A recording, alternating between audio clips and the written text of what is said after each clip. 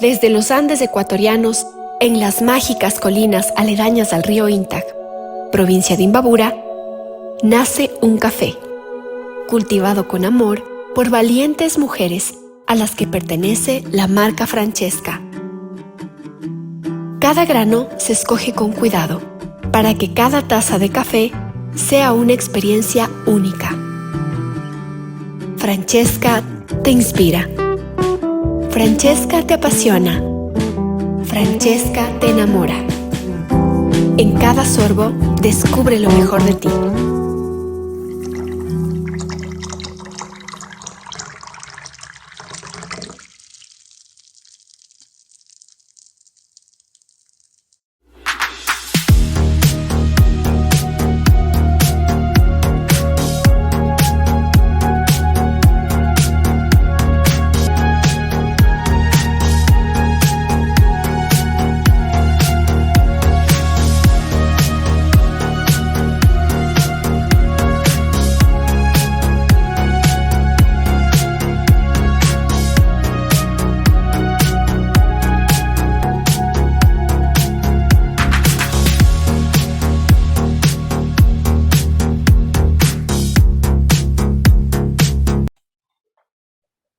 Bienvenidas compañeras, compañeros a esta nueva emisión de Hilando Fino. En esta ocasión vamos a trabajar con Rafael Quintero, un escritor, un analista político, un sociólogo de larga trayectoria en la academia y en la vida política del país.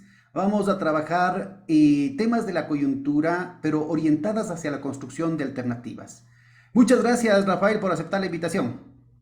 Bueno, gracias a ti y siempre a tus órdenes. Bueno, empecemos. Ayer te estuve escuchando a ti como Así. entrevistado y realmente fue fascinante la sesión. Así Veamos, que veamos, veamos me cómo gustó se va mucho. contribuyendo Adelante, en esta adelante. militancia digital, ¿no es cierto?, en este proceso de debate que creo que ahora tiene que darse por otros medios y justo de eso se trata ahora. Empecemos por lo básico. ¿Cómo ves la coyuntura política del país? Bueno, mira, todo arrancó, hay que decirlo, por una subjetividad equivocada. La selección de un sucesor, Lenin Moreno Garcés, para que dizque continúe con un programa y un proyecto político que venía siendo definido como reformista, de izquierda a veces, y que se proyectaba y que se sabía, obviamente, que en pocos años no se pueden hacer ni acometer reformas estructurales importantes, por ejemplo, reforma agraria, nacionalizaciones más importantes, organización de la masa de los trabajadores, en fin. Pero todo comenzó, yo diría, con una equivocación grave. La selección, no sé si fue orgánicamente organizada, de Lenín Moreno para que le suceda. Lo cierto es que en el panorama político del presidente Correa sí había y sí había habido desde el 2006 advertencias de quién había sido Lenín Moreno Garcés, su familia y algunos actos de él en su trayectoria política. Entonces, esa equivocación desde la subjetividad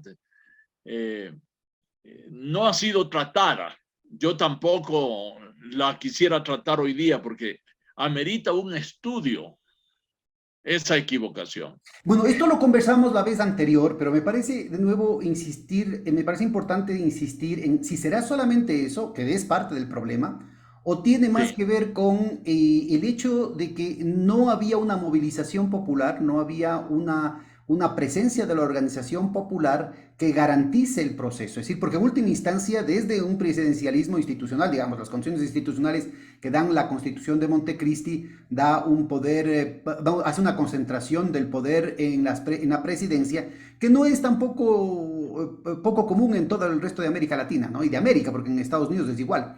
Sí. El punto fundamental acá es el que la sociedad no tuvo anticuerpos. No solamente que el movimiento de la Revolución Ciudadana no tuvo anticuerpos para preservar no solamente el legado, sino la misión, la visión, la construcción de un nuevo régimen de acumulación, ideales y objetivos políticos y económicos tan fundamentales como la redistribución del ingreso, la construcción de soberanía económica, la construcción de soberanía nacional, una política internacional democrática, es decir, una cantidad de principios que de un pingazo fueron demolidos, ¿no? Fueron desmantelados. Entonces, el problema me parece que más allá del tema individual, tiene que ver con la forma de construcción política. Parece ser que hubo una sistemática aversión a permitir que la organización popular, que los movimientos sociales participen de manera más protagónica en el proceso nacional en su conjunto. Exactamente, Ese pero es el... de ahí deviene,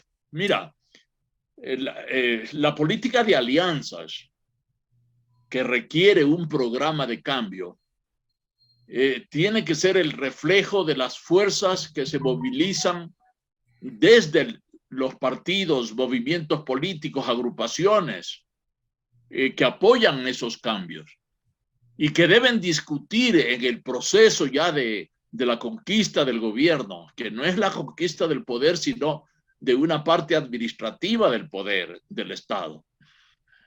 Y eso es lo que justamente, a mi entender, siempre faltó. El déficit de toda esa coyuntura fue una acumulación de no abordar el tema de las alianzas, cada vez más creciente.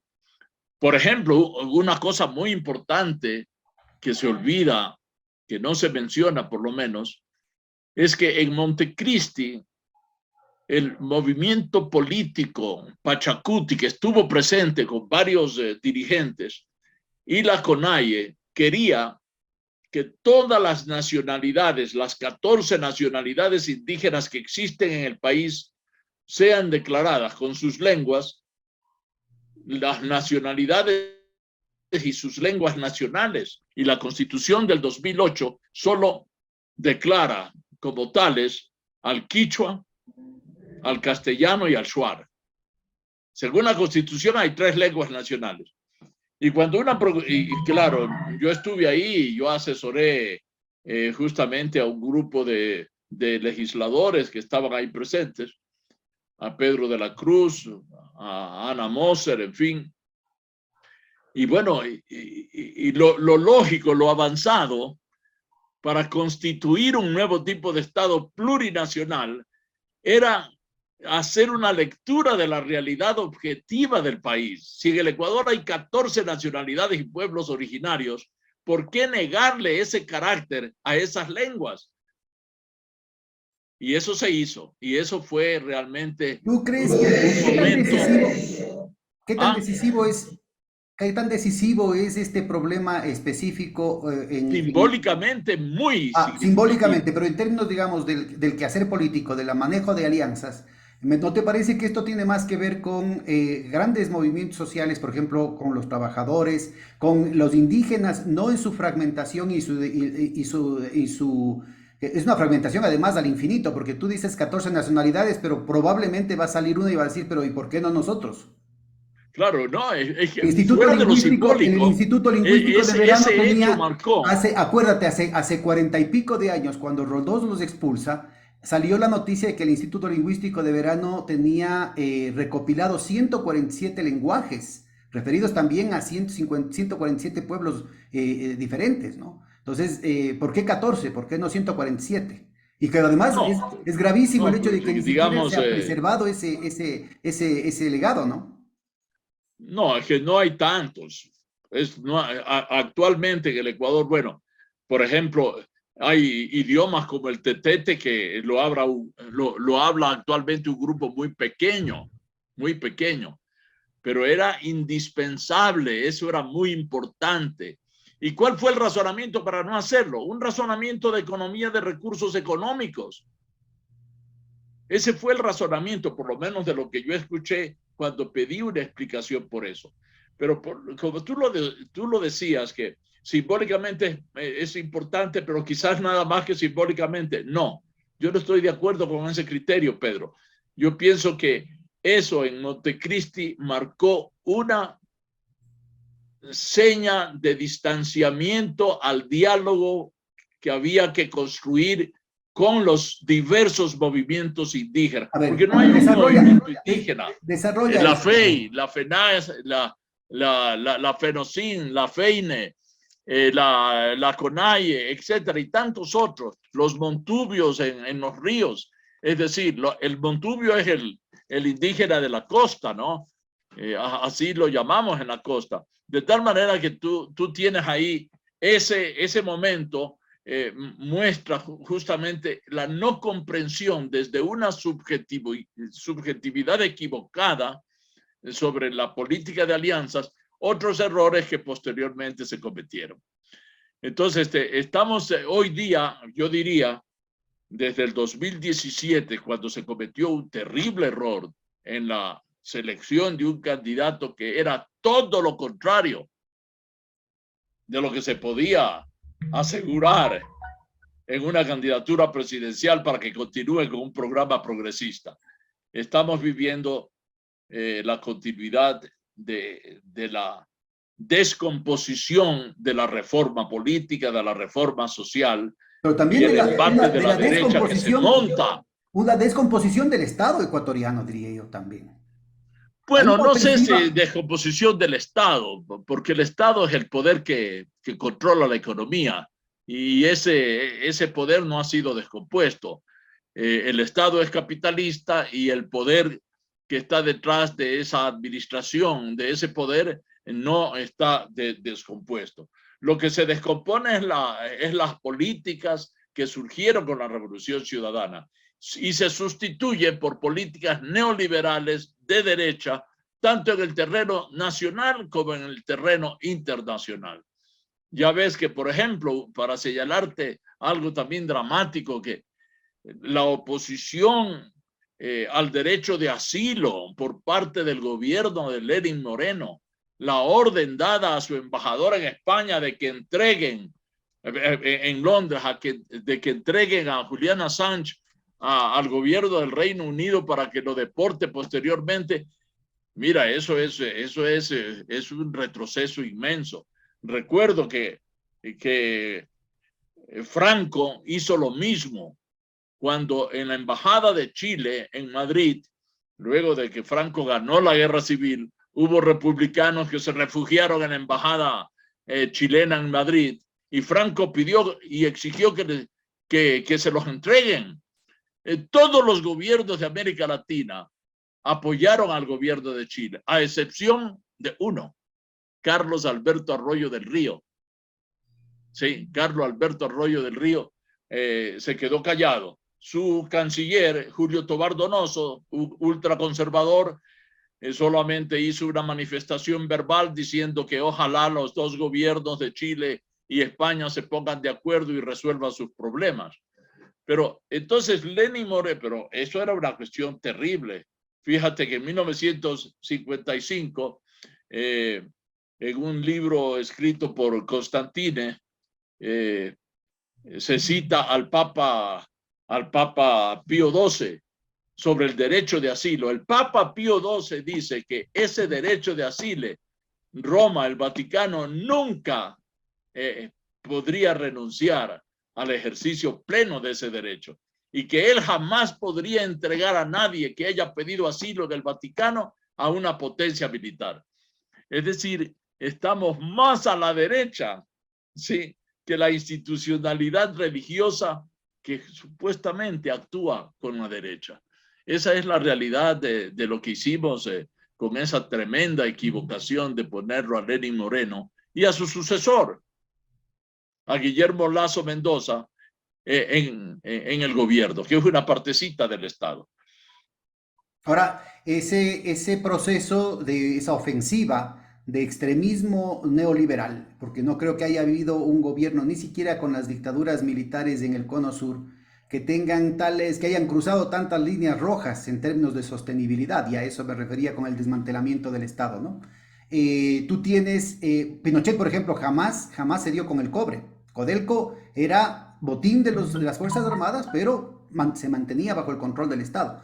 En el caso ecuatoriano ha habido un proceso en el que se están ya feriando los pozos, se está queriendo también privatizar las refinerías, se va a privatizar también las hidroeléctricas, CNT, bueno, además del Banco del Pacífico, y también están privatizando de manera subrepticia el IES, utilizando los fondos de los afiliados para comprar la cartera de los bancos. Entonces, mira, estamos en un proceso en el que se le está dejando inerme a esa sección del Estado, que es el manejo administrativo, en condiciones muy graves porque está acompañado de un proceso, de una ofensiva ideológica, psicológica, en la vida cotidiana de la gente, por ejemplo, en el campo de la seguridad, ¿no? Es muy denotativo lo que hace Lazo diciendo en ese tuit que después lo sacaron diciendo, como ustedes están en guerra con el narcotráfico, voy a abrir la libre portación de armas, ¿no? Como fuera una cuestión, el Estado renunciando, inclusive en términos weberianos, renunciando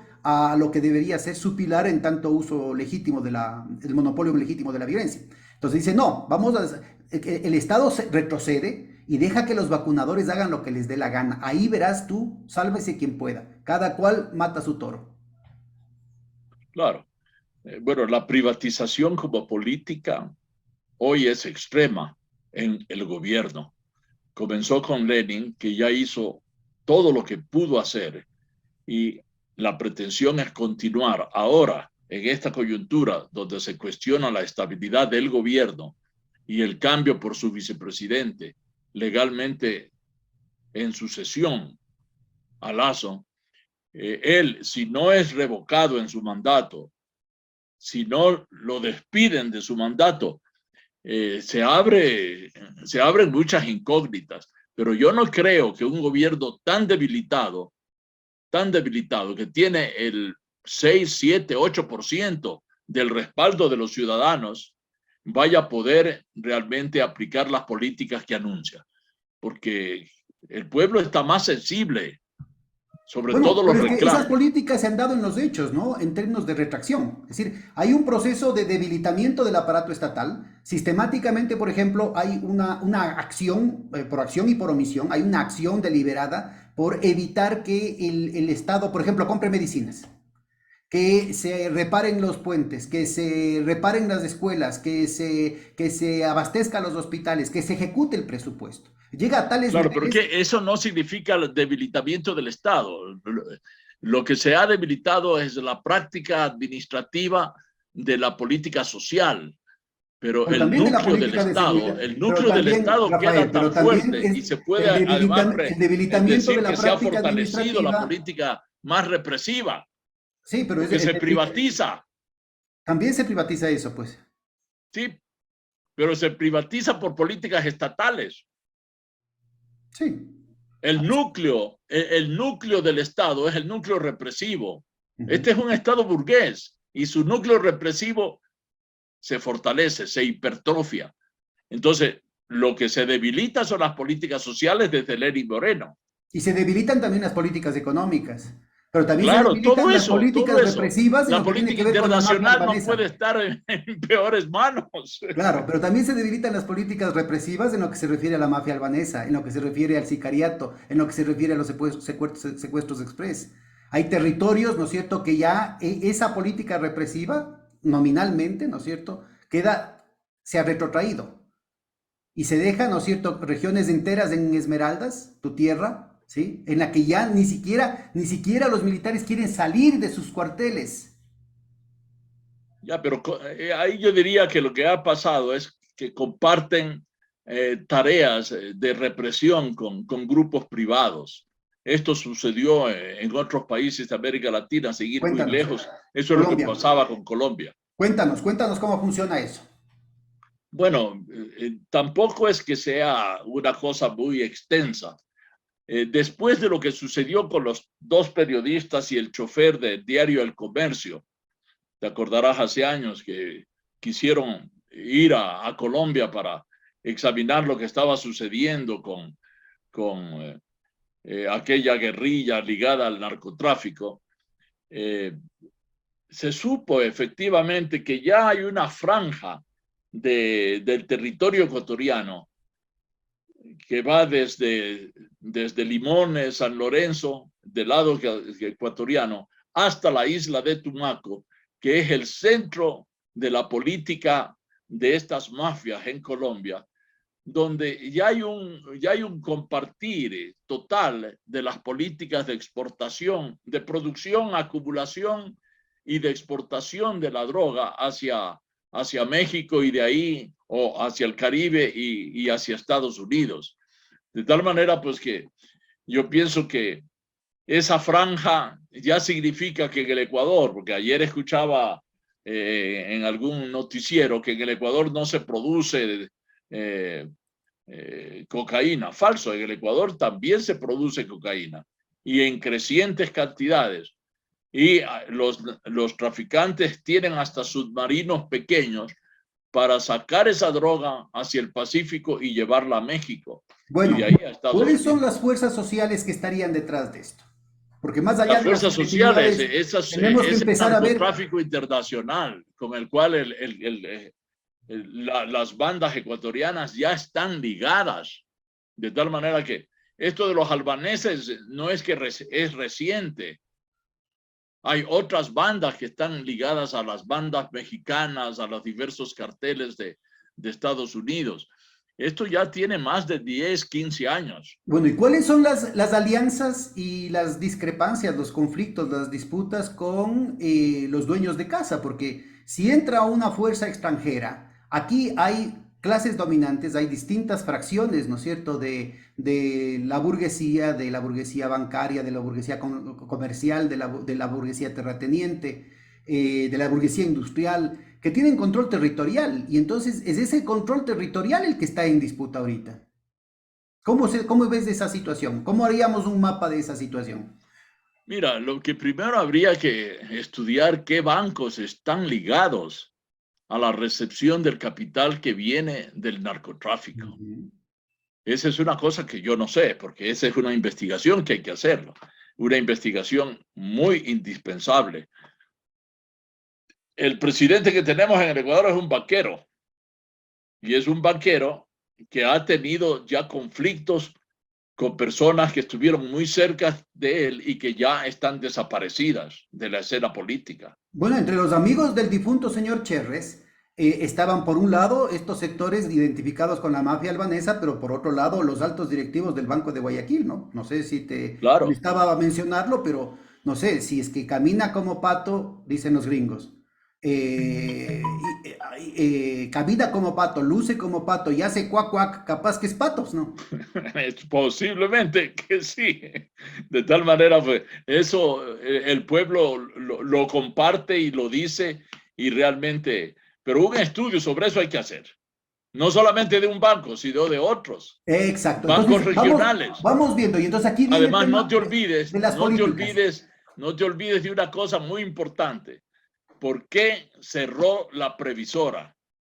La previsora hace años. Yo recuerdo que en Guayaquil se hizo una marcha dirigida por Febres Cordero y Jaime Nebot Sadi defendiendo a Aspiazu Seminario.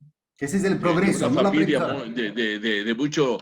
de mucho renombre y poder en Guayaquil, defendiendo a un banco. Y quienes se oponían a ese banco y aplaudieron su desaparición fueron dos bancos, uno quiteño y el otro el Banco de Guayaquil. Cuéntanos, la previsora desapareció. Aspiazu Seminario estuvo 5 años preso. Ya, pero no era la previsora, sino Progreso, Banco del Progreso. Es el Banco del Progreso, perdón, sí, exactamente. La previsora fue fundada. ¿Y qué relación harías entonces con el Banco de Guayaquil? ¿Qué sectores expresarían? Tú en el mito del populismo hiciste un diagnóstico muy importante, una definición de distintas fracciones de clase que me parece que es muy útil para entender la coyuntura. Puede uno estar o no de acuerdo a nivel de los detalles, pero como metodología sería ideal ensayar una posibilidad ahorita. A ver, esos bancos que los planteabas con tanta precisión. Este banco responde a la fracción comercial agrícola, este banco corresponde a la fracción industrial importadora, este banco corresponde a una fracción vinculada al negocio terrateniente. Entonces, podríamos hacer una cosa que nos permita ubicar esas broncas entre el Banco del Pichincha y el Banco de Guayaquil versus el Banco del Progreso, por ejemplo, y cómo esto nos ayuda a entender lo que está pasando ahorita. Claro, el Banco del Pichincha y el Banco de Guayaquil tienen relaciones orgánicas. ¿Sí? La diferencia está en que el Banco del Pichincha tiene mayor relación con la producción y el Banco de Guayaquil tiene solamente relación con la especulación financiera aquí en el país y en el exterior. No digo que el Pichincha no tenga prolongaciones en el exterior para captar dinero, captar capitales, pero siempre estuvo más ligado a una burguesía quiteña del centro norte de la sierra. Inclusive tiene pues importantes sucursales en Colombia, Panamá, el sur de los Estados Unidos. El Banco de Guayaquil sí es un banco que está ligado a la especulación financiera y no me sorprendería que sea justamente este banco, el Banco de Guayaquil, el eje financiero de aquello que estamos hablando con sospecha, es decir, de una criminalidad del narcotráfico aquí y en el exterior. De Ahora, tal manera...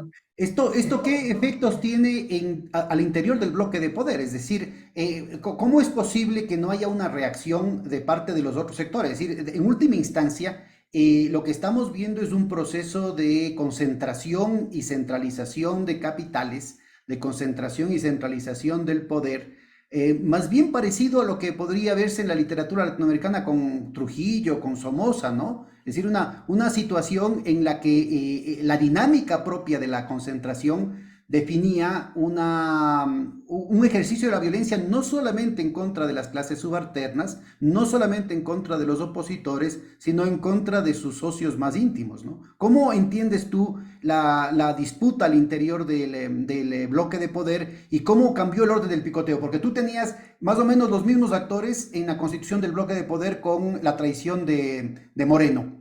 Y sin embargo, el momento en que uno de ellos, ¿no es cierto?, pasa a tener la dirección del aparato administrativo y como que se trastocan las cosas y se precipitan muchísimos procesos. ¿Qué es lo que está pasando tras bambalinas? Bueno, ya ha habido una ruptura en la alianza originalmente planteada cuando Moreno accede al poder y Lasso es su sucesor en el poder. La ruptura se da precisamente con el Partido Social Cristiano. El Partido Social Cristiano, que apoyó entusiastamente a Moreno y que apoyó a Lasso, ahora está en oposición. Y los intereses que representa el Partido Social Cristiano estuvieron siempre ligados a sectores de la producción agrícola y ganadera de Guayaquil y también a algunas industrias que son extensión de esa producción en la región de Guayaquil, los ríos, el oro, en fin, la producción bananera, entre otras. Pero también esto ha tenido efectos sobre intereses en el indigenado. El indigenado desde hace algunos años ha querido, porque ya dentro del indigenado ha surgido una burguesía, que no es una burguesía agraria, es una burguesía con diversos intereses repartidos en sectores económicos distintos. Y el indigenado también está siendo afectado en esa disputa, en esta disputa, porque no encuentra espacio de poder en la economía bancaria. No encuentra espacio y sin embargo hay una burguesía indígena representada por gente como Lourdes Tibán, la señora, esta diputada Velázquez y otros, el Yacu Pérez, que fue un funcionario importante en el aparato estatal cuencano. Ellos están ya irreversiblemente divididos del resto del movimiento indígena. Entonces, la influencia que ejerce ese poder económico, ¿sí? Que no los atrae para integrarlos, sino que solo los quiere atraer para tenerlos como clientela política, para hacer que trabajen políticamente para reunir votos en elecciones, indudablemente es lo que también ellos cuestionan.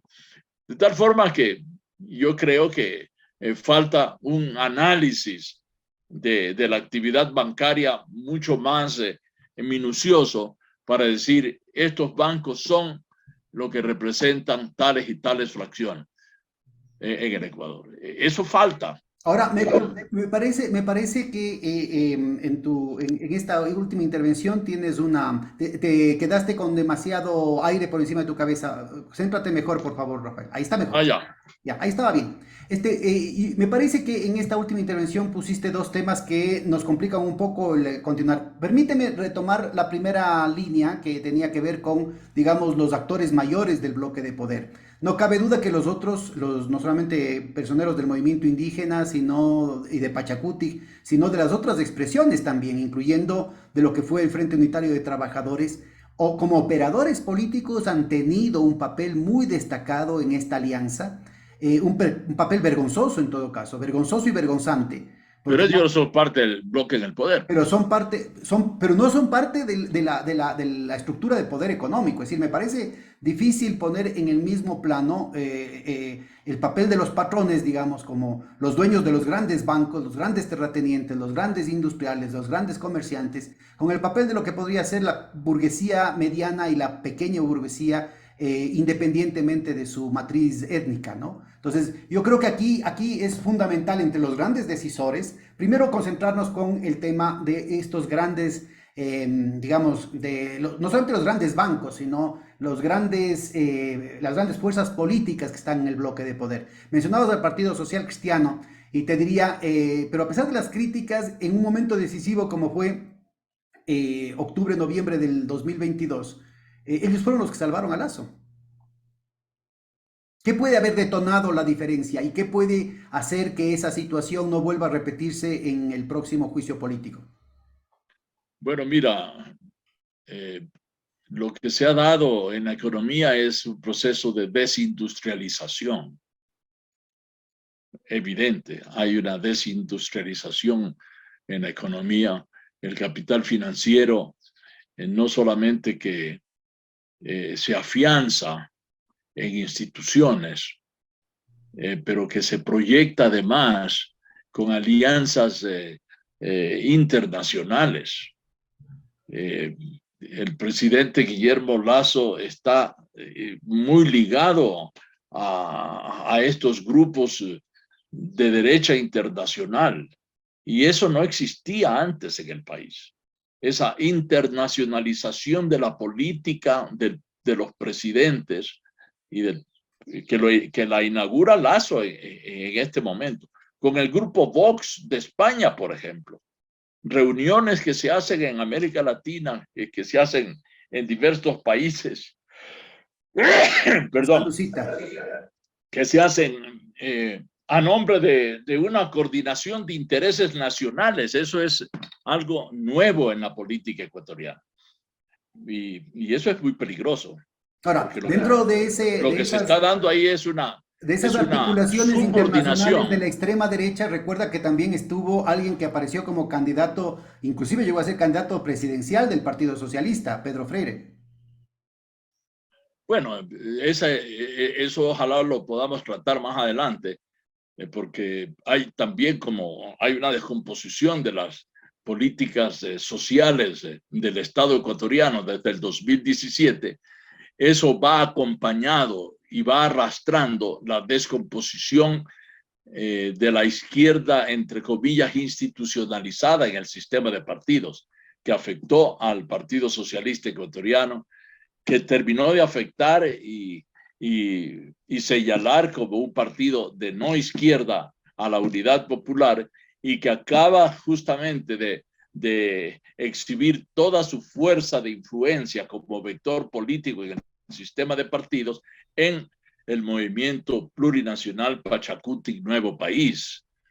Es decir, Pero eso tenemos tiene una que ver, descomposición del movimiento Pachacuti. Es decir, se podría inclusive decir que en el Ecuador estamos quedándonos sin izquierda y lo que han aparecido son 570 y pico de colectivos en todo el territorio nacional, de pequeños grupos de 40, 50, 120, 20, 40 personas en provincias que se autodefinen como de izquierda, pero que están en una fragmentación absoluta y total, y que va a ser muy difícil poder justamente reconstituir la izquierda ecuatoriana hasta las elecciones del 2025. Y lamentablemente, desde el progresismo no hay una política para ayudar a la conformación de esa izquierda, sino que el progresismo dice, yo soy la izquierda, vengan todos a mí. Yo soy la gran ballena y vengan todos a mí. Y eso obviamente no puede ser. No puede ser porque sabemos que en el progresismo hubo mucha gente que ahora demostró estar en posiciones muy diversas a lo que se podría denominar progresismo.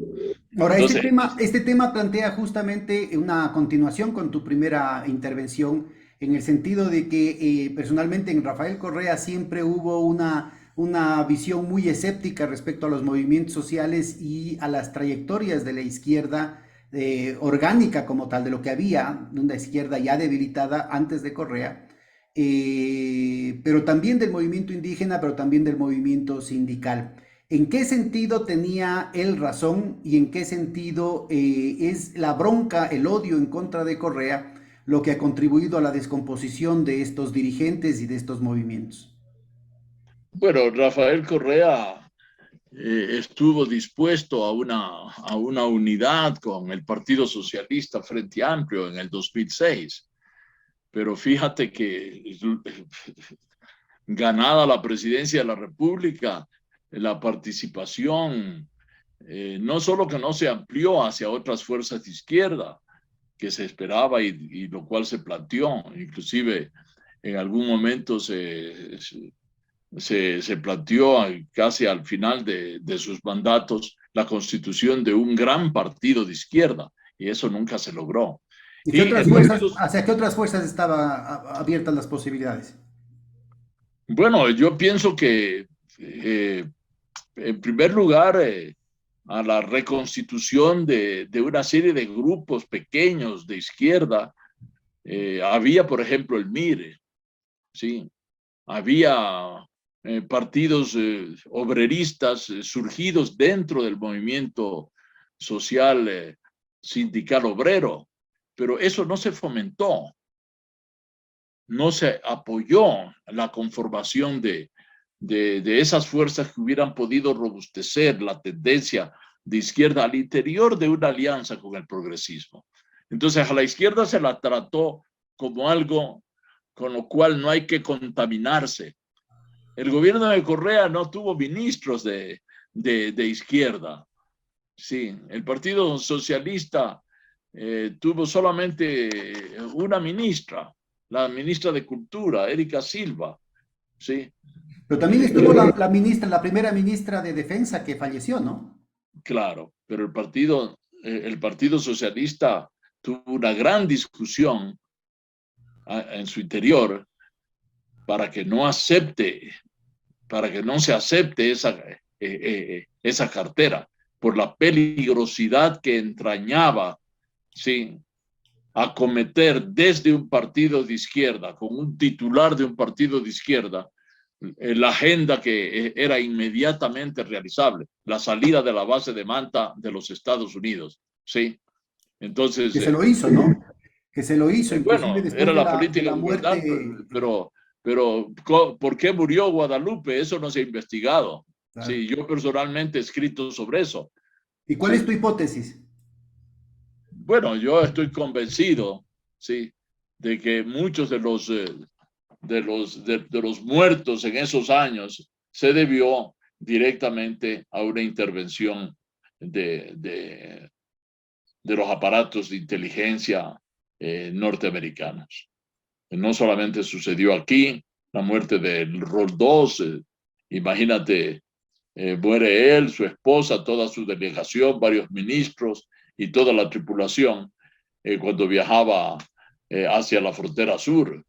Y luego lo que sucedió con Torrijos y tantos otros en América Latina, y En el caso naturalmente. de Guadalupe Larriba, ¿cuáles son las evidencias que tienes? ¿Cuáles son los indicios que podrías presentar a la Bueno, audiencia? Víctor Granda tiene un libro que se llama Operación Explosión, donde él sistematiza detalladamente todas las dudas posibles a existir para pensar que esa no fue simplemente un accidente. Ahora, decir y poder comprobar un asesinato es cosa imposible, sí, pero la sistematización de esas dudas indudablemente aportan al señalamiento de nuestras preocupaciones en ¿Qué, ese qué- sentido. qué estaría buscando un asesinato de Guadalupe Larriba en esa coyuntura? Porque al final la base de Manta salió, ¿no? Sí, pero indudablemente habían otras tareas que Por una ejemplo, ministra de izquierda de defensa podría abrir en su relacionamiento con los militares. danos algunas pistas de qué es lo que se buscó y qué es lo que se logró con ese posible asesinato. No, yo lo que te planteo es que al desaparecer Guadalupe Larriba, indudablemente se pudo prever por parte de sus actores si fue un asesinato, que yo estoy seguro que lo fue. Se podía prever la no continuación de una política hacia los soldados, los sectores populares de las Fuerzas Armadas, algunos programas de carácter educativo distintos que se podrían haber implementado desde ese ministerio. ¿Sí? Una mayor Ahora, hagamos un descentralización. recorrido por los demás partidos de izquierda para ver cuáles eran las posibilidades reales de articulación, porque podríamos empezar preguntándonos qué papel debería cumplir el presidente de la República en fomentar la unidad de la izquierda. Es decir, esa es una cuestión que más bien es endógeno de los propios partidos y responsabilidad de los propios partidos de izquierda que no se movieron, no hicieron lo que debieron haber hecho no solamente para organizarse, articularse e incidir en la política, sino también para crecer en su presencia nacional, ¿no? Así es que hagamos un poco un análisis. ¿Qué pasa con los partidos comunistas para correr lista, digamos? Bueno, mira, actualmente nosotros podemos decir que hay 4 organizaciones políticas ¿Qué que tal si se lo haces llaman. desde el 2006-2007 para ubicar esta afirmación con la que empezaste la reunión y que la repetiste de la reunión anterior? Bueno, nosotros tenemos, miremos a Pachacutic. A ver, pero empecemos Pachacutic, con los partidos comunistas, por favor, Rafael. Vamos en orden, ya vamos a retornar a Pachacuti. ya, bueno, el Partido Comunista ha sufrido una merma en su organización nacional muy significativa. Y se supone que con una política del progresismo, sí, con una política de avances, de reformas sociales, sí, un partido de izquierda podría justamente haberse desarrollado más. Claro, El pero la partido, pregunta obvia es, ¿por qué esto es culpa de Correa? ¿Por qué no es culpa de los no, comunistas? no es culpa de Correa. Es un problema de la no existencia Ah. de una política de alianzas, sí, de la definición de que el progresismo contiene ya suficiente energía para el cambio, que el resto de partidos políticos que podrían haber sido parte de esa alianza son redundantes y deben quedar fuera. Es decir, esa es la premisa con la cual se trabajó en el gobierno. Y si esa premisa se proyecta hasta el año 2025, lo que vamos a tener es una división, una decisión de la izquierda partidaria con el movimiento progresista. Porque en el 2006-2007 lo que hubo fue una unidad, Bueno, un continuemos entonces. ¿Qué acercamiento pasa? para mayor, un ¿Qué pasó? acercamiento para crecer. Eso, a ver, vamos viendo eso. ¿Cuáles fueron las fuerzas internas que tenían los distintos partidos comunistas? Cuéntanos Bueno, un poquito, el haznos Partido un mapa, Comunista es un partido de ilústranos. izquierda. El MPD es un partido que, como lo indicó Philip Agee en su libro, surgió desde una creación que se hizo de un partido que se llamaba PSMLE, que fue creado desde la Embajada de los Estados Unidos de América en Quito, es decir, penetrado por la Agencia Central de Inteligencia. Eso es, el libro da detalles suficientemente minuciosos sobre ello. Y la política del MPD hoy día, a pesar de que en el 1 de mayo se planteaba en algunos carteles que estaban en contra del presidente Lazo, es evidente que hay un buen entendimiento con el gobierno, inclusive de apoyos. Luego el Partido Socialista... ¿Dónde estaría esa evidencia, Rafael? ¿Podría ser explícito? Ya, espérate un ratito, pero terminemos de la mención. El Partido Socialista igual, es un partido que Perdón, desde antes de hace... eso, dentro del Partido Comunista, de lo que era la tendencia pro-soviética, digamos, hay unas divisiones, ¿no? Hay un partido, hubo un partido, digamos, más cercano a la dirección de Guayaquil y otra que tenía una dirección, creo que en Cuenca, ¿no? Bueno, sí surgió en Cuenca y un poco por promoción también desde el gobierno, según me han dicho algunos compañeros del Partido Comunista del Ecuador, pues, surgió con Almeida, dirigente Almeida, un partido que se llamó y que se llama, no sé si existe todavía, creo que ya no, Partido Comunista Ecuatoriano. Es decir, esa es una expresión de división mayor de la izquierda, en este caso del Partido Comunista Ecuatoriano. Luego tenemos lo que te digo, el MPD, hoy llamado Unidad Popular, que indudablemente Bueno, ellos tuvieron creemos una cuáles son las... participación explícita de alianza con el primer momento, junto con Pachacuti, con Pachacuti y el sector de Augusto Barrera, con el gobierno de Lucio Gutiérrez, ¿no? Creo que en el Ministerio de Ambiente. Pero ahora tú mencionas, han tenido una alianza con Moreno y con Lazo. ¿En qué se evidenciaría? En el caso de Moreno fue obvio, pero en el caso de Lazo, ¿en qué se evidenciaría esa alianza? En la no oposición real. Mm.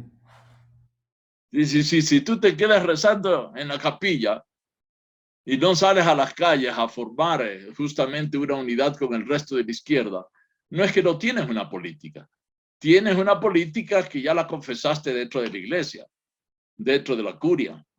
Y por último tenemos Pachacuti, que es un movimiento político que está destrozado hoy en día, gravísimamente destrozado. Acaba de realizar un congreso que está siendo cuestionado por sus propios dirigentes parlamentarios, ¿sí? Como sabemos, el movimiento Pachacuti tiene una rama en la serranía, otra rama en el oriente, en la Amazonía, y una menor presencia en la costa.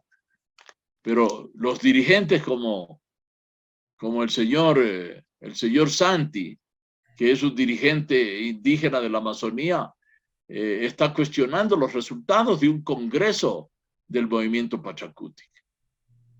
De tal manera, pues ¿Cuáles serían las fuerzas que estarían ahí en disputa? no, yo pienso que dentro del movimiento indígena ha surgido una burguesía que quiere una negociación con el resto de la burguesía ecuatoriana para abrir un espacio dentro del Estado. Esto lo expresó ya la señora diputada Velázquez al pedir 3 ministerios en el gobierno de Lazo recientemente. Es decir, la tendencia es una estatización de los partidos. Es decir, el partido político, para que sea tal, cuando se trate de un partido popular de izquierda, es mantenerse en la sociedad civil y no convertirse en un partido de Estado. Los partidos de Estado son los partidos capitalistas. Un movimiento político de izquierda o un partido de izquierda no puede tener la aspiración a convertirse en un partido estatal. Dentro de Pachacuti, por lo tanto, hay una división ya insuperable. Una tendencia que quiere convertir a Pachacuti en un partido de Estado y otra que hay que ver quiénes lo representan. Al momento lo representaría ISA, que se plantea una unidad con las fuerzas amplias del sector popular en el país. Tú mencionabas también al MIR. y no sé si es que haya alguna expresión orgánica del MIR, pero es obvio que dirigentes históricos del MIR como Gustavo Larrea participaron en el gobierno de Correa. Decías que esa es la posibilidad que Correa la había cerrado por la falta de una política de alianzas. ¿Cómo entenderías eso? ¿A qué te refieres cuando hablas de MIR a estas alturas del partido? No, actualmente el MIR ya no existe. Yo te estaba hablando del pasado.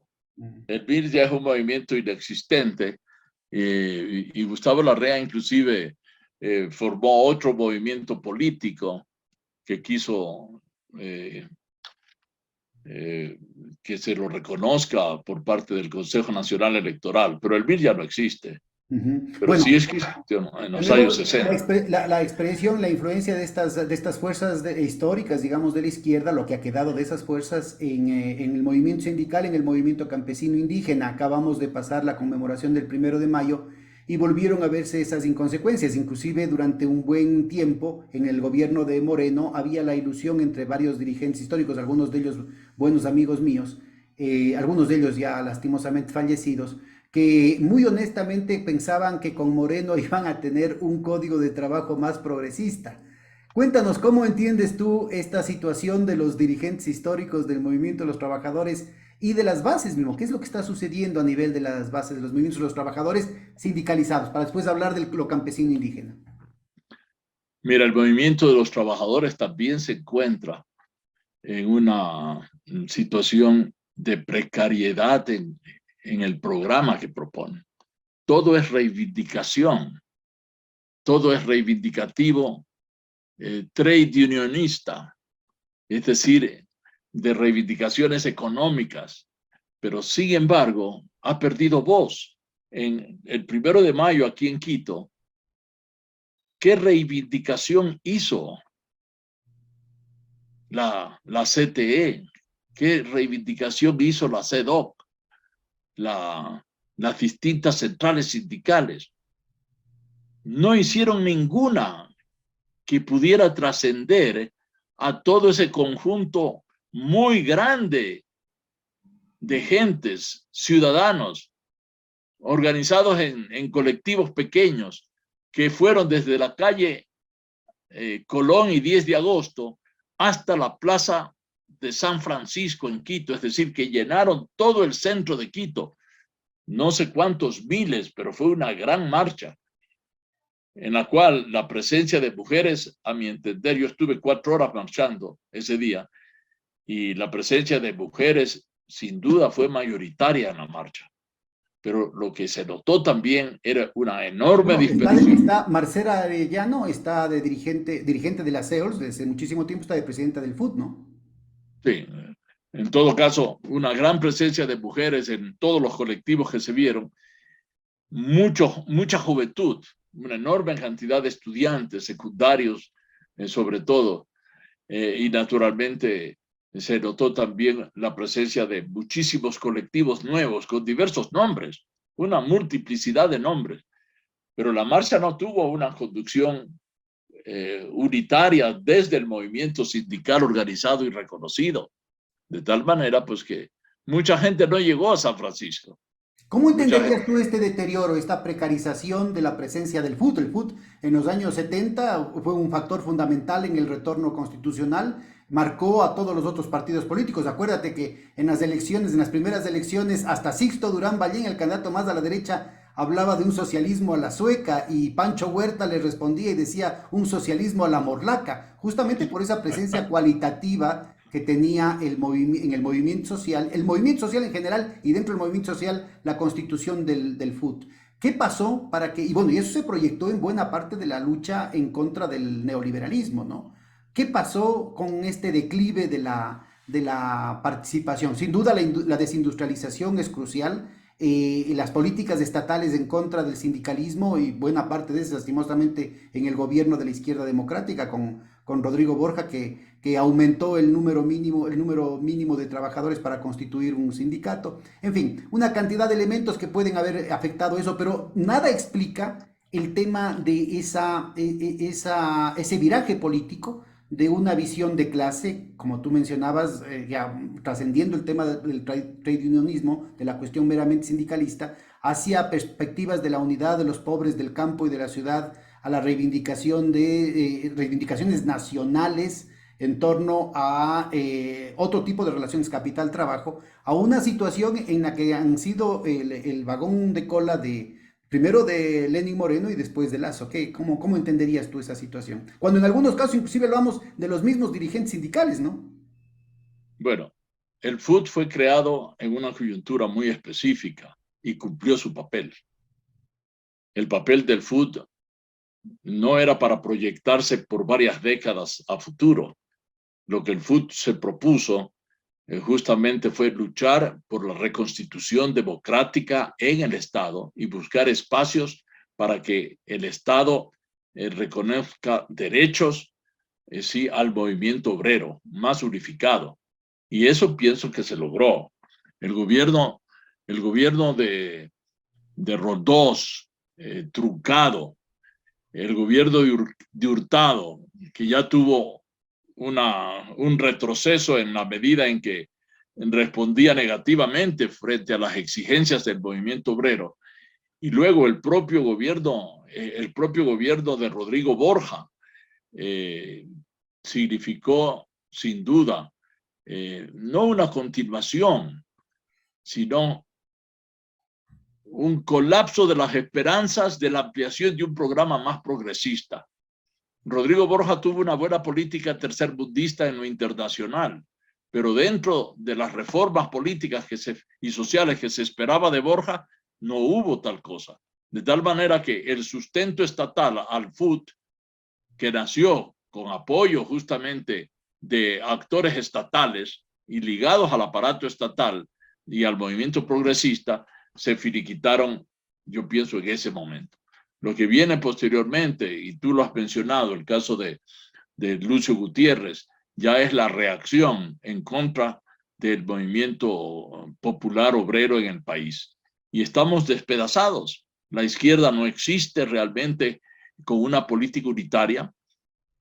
No hay ninguna política unitaria en esos partidos que acabo de mencionar. Ninguno de ellos, sus dirigentes no hablan de la unidad, ¿sí? Y eso es gravísimo a menos de 2 años de las elecciones presidenciales del 2025. Bueno, sigamos en este recorrido, en este mapeo que hacemos de los movimientos sociales. Retomemos el tema de lo campesino indígena. ¿Qué pasó con la FENO, que después se llamó FENOCIN? ¿Qué pasó con la FENACLE? ¿Qué pasó con otro tipo de organizaciones más clasistas? Y esta transición o esta captura desde las definiciones identitarias y un escenario más bien posmoderno, ¿no? Que ha ido dejando los elementos básicos de las reivindicaciones económicas en un plano casi encapsulado, reducido, en lugar de convertirse en eso un elemento que genere sinergias, ha ido reduciendo más bien sus posibilidades. Cuéntanos, ¿qué pasó con la lucha, por ejemplo, por la tierra? ¿Qué pasó con la lucha por el agua? ¿Por qué ya no forman parte de las grandes reivindicaciones y está tan alejado tanto de los programas de los partidos progresistas como de los de izquierda? No, esas reivindicaciones, te voy a dar un ejemplo. Durante el gobierno de Correa, un grupo de campesinos, 500 familias, le plantearon al gobierno de Correa la compra de una hacienda de 5.000 hectáreas. La compra, no la toma de la tierra para repartírsela, reforma agraria radical, no, era la compra. Es decir, los campesinos que eran pequeños productores, obreros de sus propias familias, excuasipungueros, querían comprar una hacienda de 5.000 hectáreas. ¿Cuál fue la respuesta estatal? No, no se la vendemos, porque esa hacienda será entregada como parte del pago a la empresa Panavial. Y tú vas a Cayambe y preguntas cuál es la hacienda de Panavial, y es una inmensa propiedad que está ahora cerrada con un cerco de cemento armado de más de 4 metros, ¿sí? Entonces, cuando el Estado no apoya a los movimientos que dice también representar, indudablemente tú lo que tienes es, porque el movimiento de la economía, el campesinado se vuelve se vuelve ya no un estamento. El campesinado se descompone y se diferencia socialmente en burguesía y obreros del campo, en proletariado rural. Entonces, el campesinado, el pequeño propietario ha sido reducido, ¿sí? Reducido a su mínima expresión en el campo ecuatoriano. Es decir, nosotros no tenemos una visión por parte de la burguesía susodicha progresista de que necesita reproducir las condiciones de la democracia en el campo. Primero porque no hubo reforma agraria. Hasta ahora no hay reforma agraria en el Ecuador. ¿O acaso la hicieron los militares de la Junta de Gijón? Del 63-64, reforma agraria. No hubo. Y se reclamó. ¿La hizo Rodríguez Lara? No, tampoco la hizo. Quiso hacerla y sacó un par de decretos que abogaban para una mayor diferenciación social del campesinado. Pero actualmente, en los últimos años, durante el gobierno de Correa, se prometió revolución agraria. Terminó el gobierno y Correa dijo que esa era una deuda que quedó pendiente. Todos lo sabemos eso. La reforma agraria es una deuda pendiente, de tal forma que lo que tú tienes es, sí, la insurgencia de pequeñas masas de trabajadores que constituyeron todos estos movimientos que has mencionado, pero sin respaldo desde el Estado, esos movimientos se disuelven y están efectivamente disueltos. Son membretes que no tienen un respaldo y un apoyo del Estado. Aunque algunos dirigentes hicieron un trabajo denodado de denuncia, por ejemplo, de lo que se vio en Furukawa, no se vio una reacción masiva de todas las organizaciones campesinos e indígenas, incluyendo Pachacutic, incluyendo Tlaconay, en el tema de esta violación del derecho burgués. No estamos hablando del socialismo ni de la solidaridad, sino de lo que sería el horizonte de los derechos que estarían presentes en la modernidad burguesa, ¿no? Así es. Entonces, mira, temas como reforma agraria son pendientes en la agenda política de una izquierda unida, que es lo que nosotros estamos planteando en este colectivo que dirijo, que se llama Resistencia Socialista.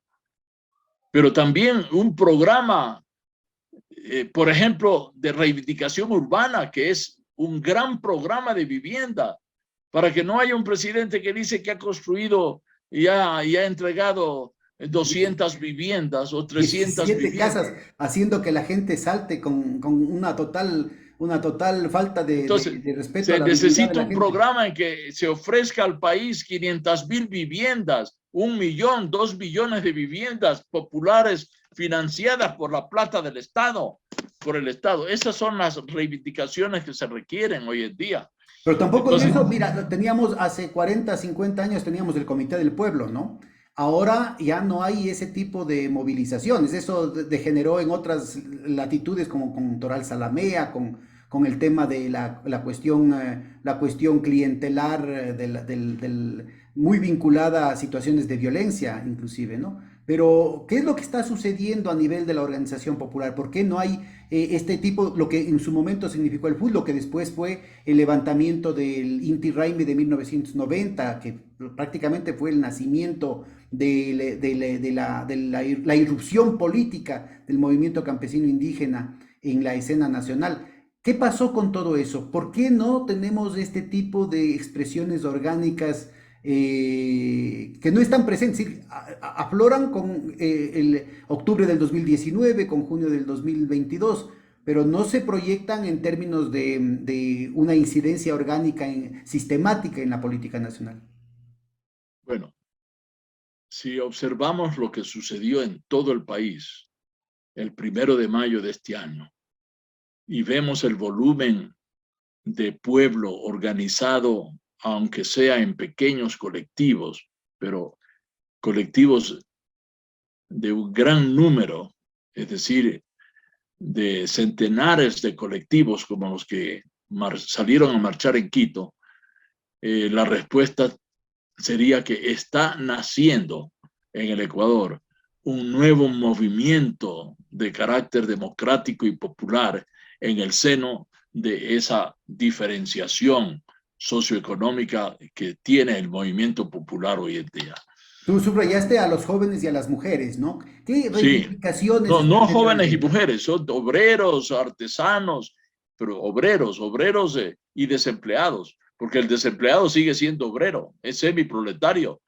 De tal manera, pues, que tenemos nosotros en el Ecuador una inserción con gran espontaneísmo, porque lo que falta es la organización y la responsabilidad de la izquierda organizada es descender hacia esas masas para organizarlos, pero planteándoles su unidad.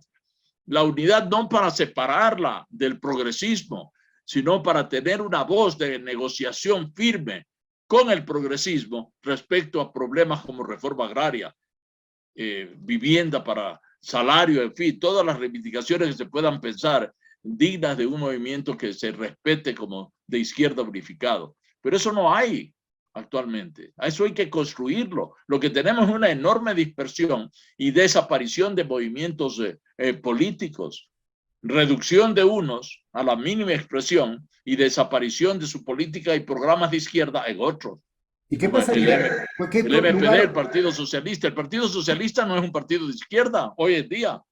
Tiene Cuéntanos, alianzas con Vox en Quito. cuéntanos de esa transición. ¿Qué pasó con el Partido Socialista? Bueno, yo estoy desafiliado desde hace 2 años del Partido Socialista, justamente o más, perdón, cuando la directiva de ese partido eh, apoyó a Lenín Moreno y su política. Es decir, no solamente nos desafiliamos un grupo en Quito, otro grupo en Cuenca, en todo el país, ¿sí? Hubo pues una desafiliación o no desafiliación, pero no participación y renuncia en la práctica a seguir dentro de ese partido. Tener como diputado nacional al señor Villavicencio es una vergüenza para un partido que se diga de izquierda, ¿no? Cuando él es el portavoz de la política nacional e internacional en el Congreso del gobierno de Lazo. Y nadie le dice nada, de tal manera pues que se desnaturaliza, pero así como está desnaturalizado como un partido de izquierda, el Partido Socialista Ecuatoriano, en la marcha que hubo el 1 de mayo, fueron a observar algunos compañeros, había como 50 banderas de la lista 17. No había un solo dirigente del Partido Socialista en esa marcha. ¿Por qué? No dan la cara, no pueden dar la cara. El concejal de Quito de ellos, siquiera estuvo ahí, no. Era una organización social que al parecer a la que le entregaron banderas para que marche y lleve las banderas. Algunos tenían todavía bajo el sobaco 5 o 6 banderas que no habían entregado. Pero no había un solo dirigente socialista, nacional, provincial o local. No hay. Es decir, la izquierda, no quiero yo repetir que ha desaparecido, porque la izquierda es también un programa. La izquierda es un conjunto de colectivos que ¿Qué existen. pasa con los nuevos movimientos sociales, los que refieren a otro tipo de emancipaciones en el plano sexual, en el plano del consumo, en el plano de las mujeres, perdón, en el plano de la cuestión ambiental, en otro tipo de dimensiones? ¿Cuáles serían las tareas que debería tener la izquierda respecto a este tipo de preocupaciones humanas?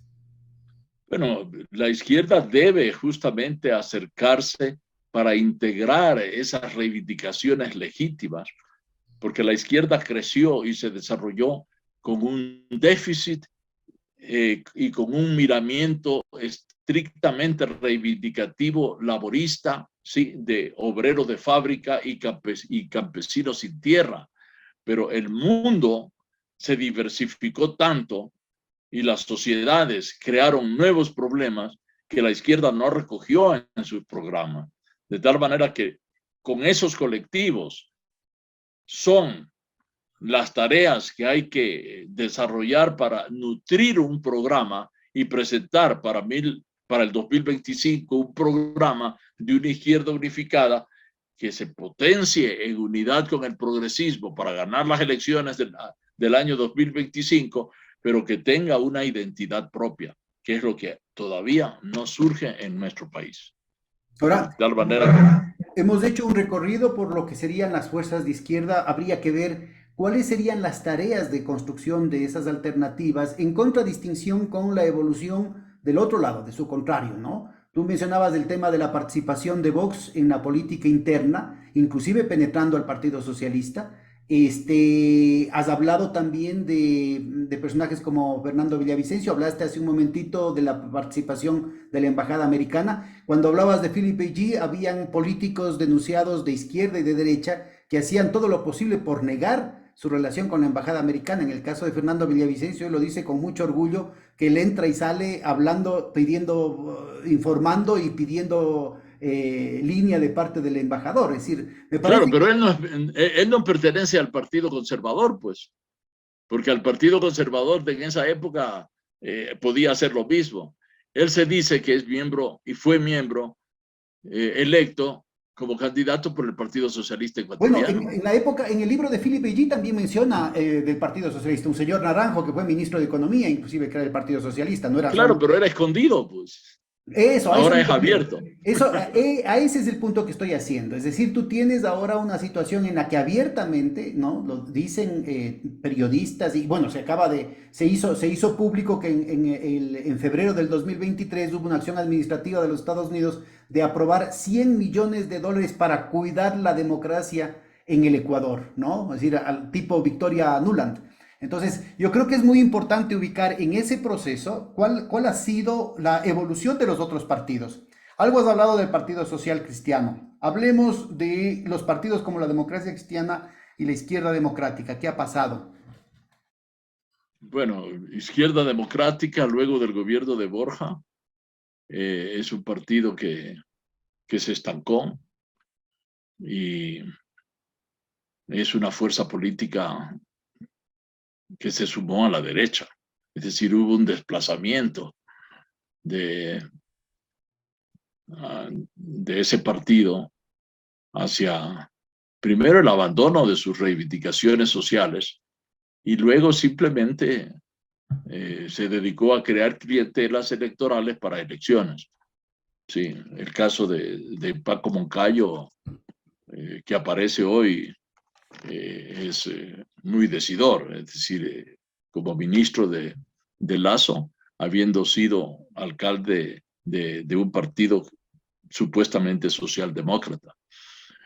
Yo pienso que la democracia popular igual, ¿sí? Tiene el mismo recorrido, pero esos son partidos que se crearon desde el Estado, que siempre fueron declaradamente y confesamente partidos estatales, ¿sí? Que plantearon unos más, otros menos, programas de reforma social para ser implementados desde el Estado, sin mayor participación y sin no movilización, y sin movilización popular, para reformar y ampliar la base social del Estado capitalista. Ese fue el programa de ellos. Bueno, pero de El, democracia cristiana tú podrías decir, mira, ellos nacieron inclusive cuando eran todavía conservadores y luego socialcristianos dentro de la Central Ecuatoriana de Obreros Católicos, que era el nombre original de la CEDOC. Ellos claro, también tenían en la FENOC, ¿no? Tenían en el movimiento obrero, en el movimiento indígena, en el movimiento campesino, entre los pequeños propietarios, entre los pequeños industriales, entre las cooperativas. Ellos más bien tenían hartísima organización popular, inclusive uno de los libros de Hurtado en los años 70, que después lo traiciona, es la organización popular en el Ecuador. ¿Por qué hablas de que la democracia cristiana es un partido construido solamente desde el Estado? Que ahí creció desde el gobierno de Hurtado, es obvio, pero yo creo que la izquierda democrática y la democracia cristiana, la izquierda democrática en una versión mucho más ciudadana, mucho menos orgánica, pero nacieron desde mucho antes, décadas antes, en la sociedad civil, ¿no?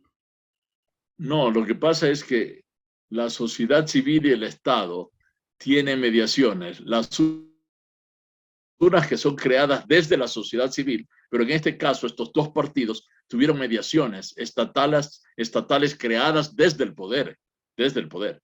La izquierda democrática surge como decisión del Partido Liberal, con, Y con bueno, y gentes, una fracción del Partido Socialista, ¿no? Fidel Jaramillo padre. claro, es decir, y todos ellos eran partidos estatales, de tal manera que el movimiento del sistema de partidos El sistema de partidos es una mediación que hace el Estado para la sociedad civil, pero sin mucha movilización. Ninguno de estos dos partidos aceptó jamás una política de movilización de masas y de lucha de esas masas y de su propia organización, ni tampoco de la democracia interna dentro de los partidos.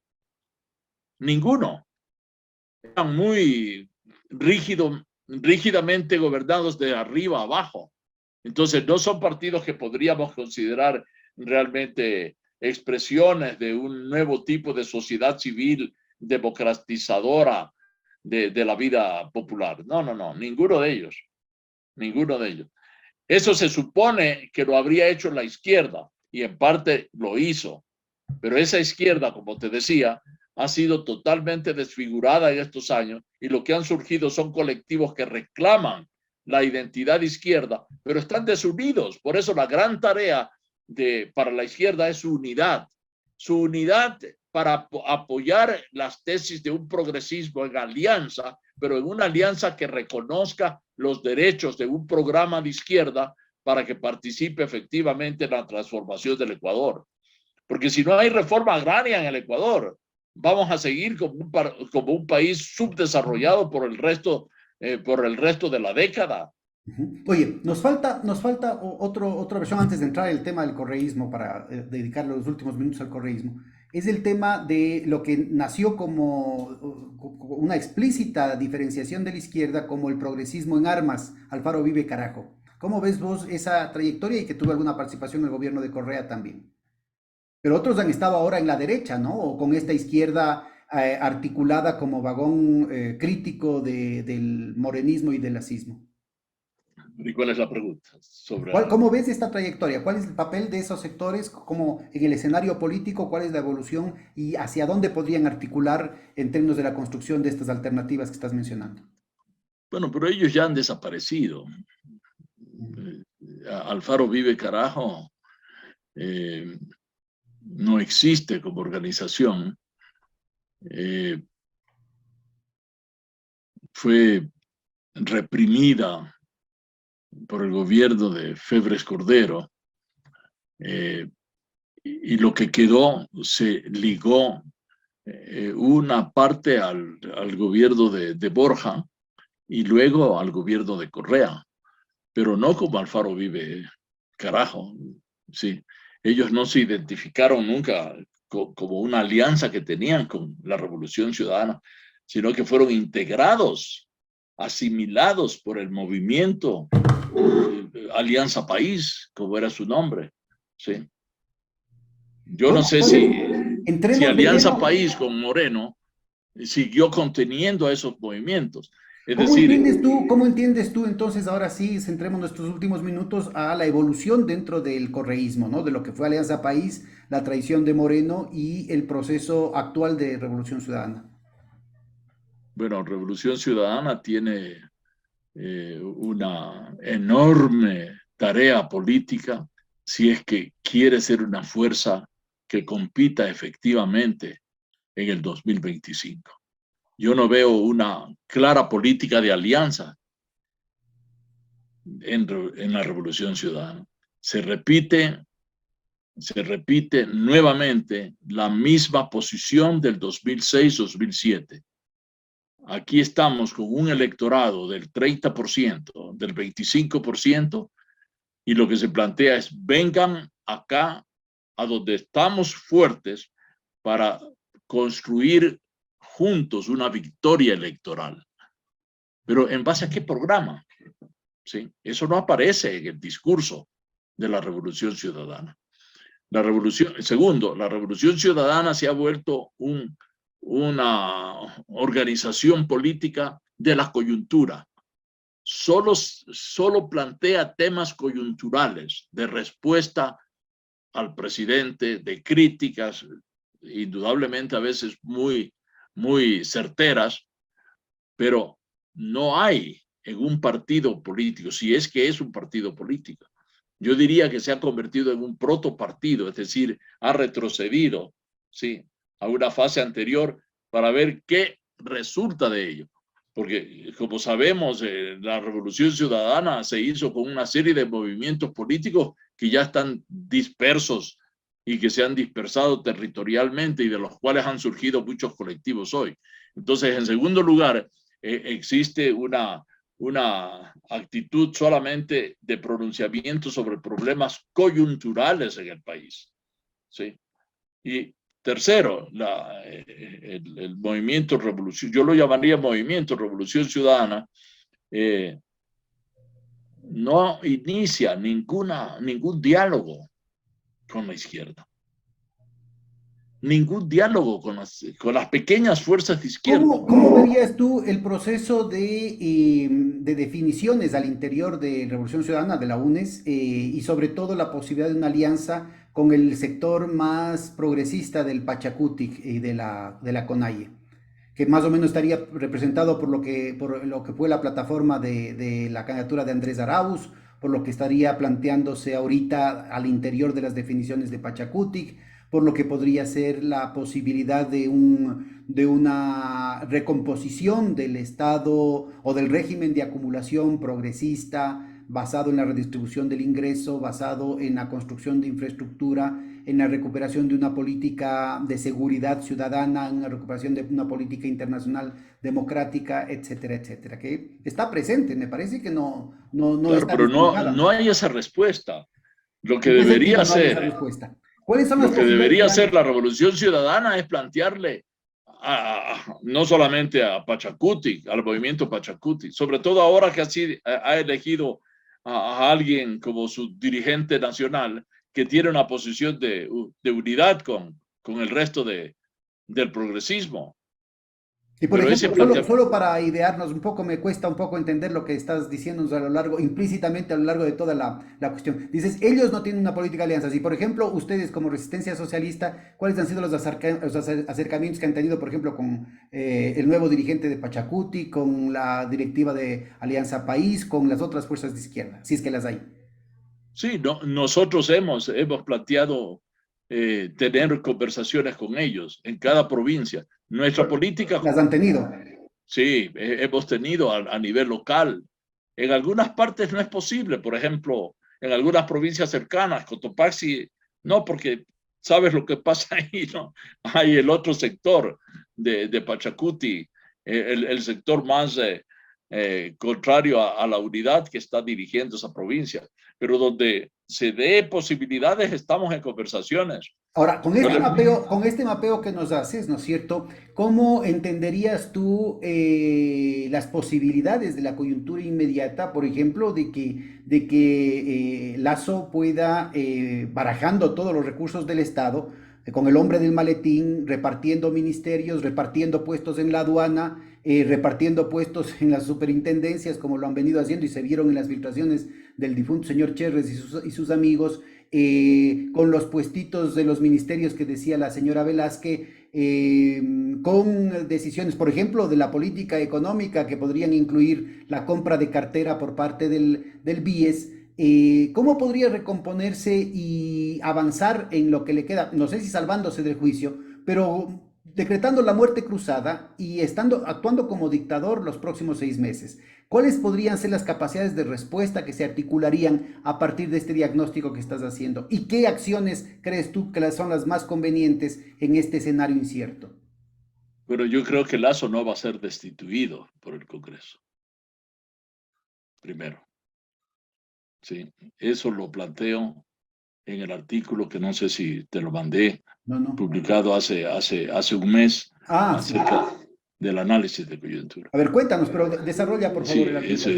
es decir, eh, la división que ejerce el gobierno en los bloques parlamentarios ha sido tan feroz, ¿sí?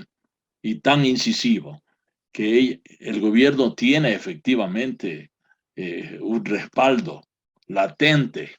La negociación sigue porque aumentan los pedidos, se incrementan los pedidos y las exigencias, pero indudablemente el gobierno creo que tiene los votos como para no ser destituido. ¿Y cómo estaría entonces las fuerzas políticas en ese plano? ¿Cómo se daría la dinámica política? ¿El pueblo, e inclusive sectores de la burguesía, de la oligarquía, estarían dispuestos a someterse a este proyecto, no solamente tremendamente excluyente y concentrador que se plantearía en torno a la agenda del gobierno, perdón, del Banco de Guayaquil de manera directa, sino del avance de las bandas del narcotráfico y del desmoronamiento de las responsabilidades del Estado?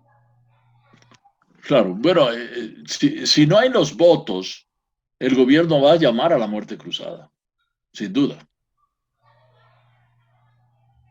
¿Y cuál sería la Y respuesta, insisto, del otro lado? Yo ya entendimos ese punto, te estoy preguntando respecto, a partir del mapeo que estás planteando, ¿cuáles serían las dinámicas que estarían presentes en las respuestas automáticas, no desde el gobierno, sino desde la sociedad, desde las distintas fuerzas políticas en juego?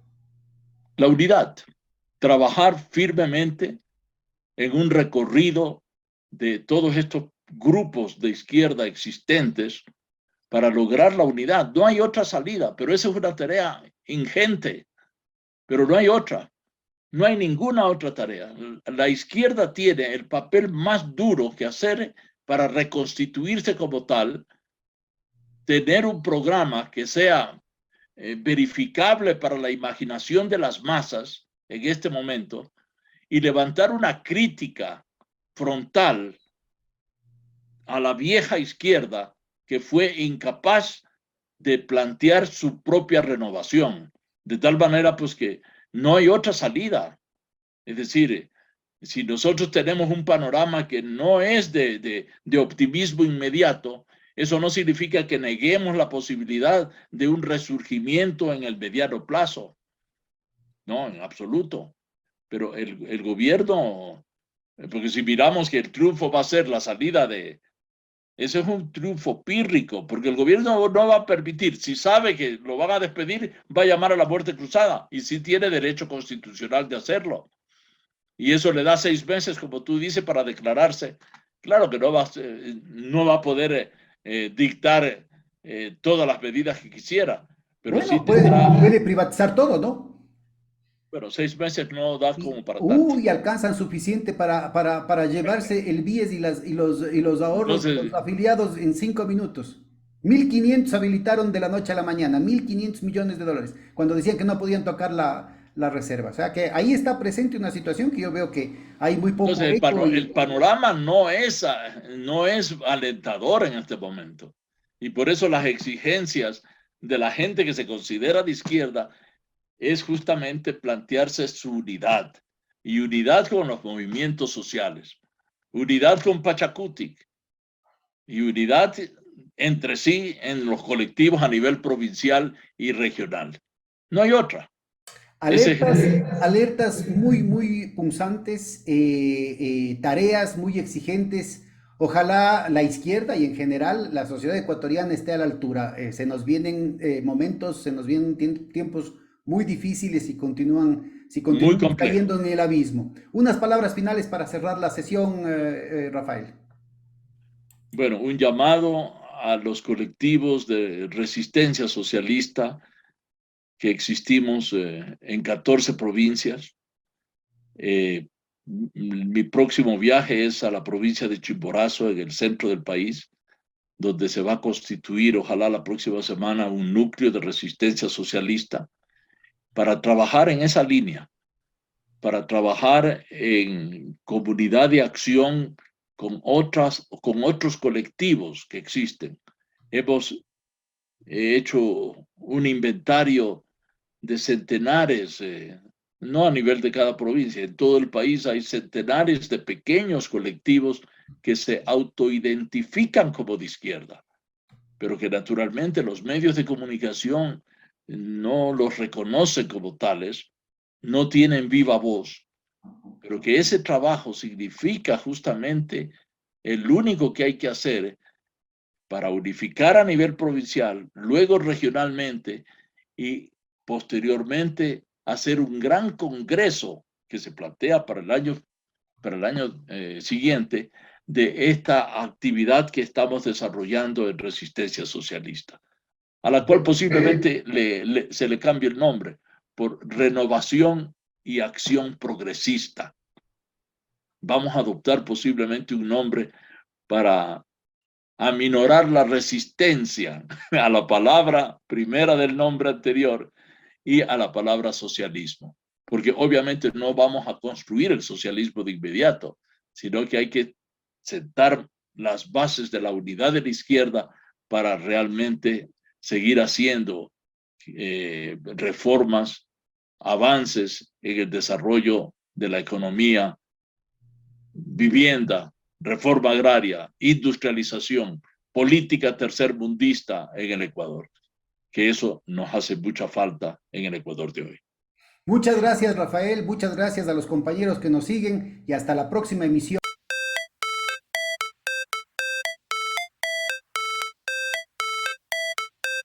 Recuerda visitarnos en todas nuestras redes sociales. Hoja de Ruta Radio, escuchando a un mundo mejor.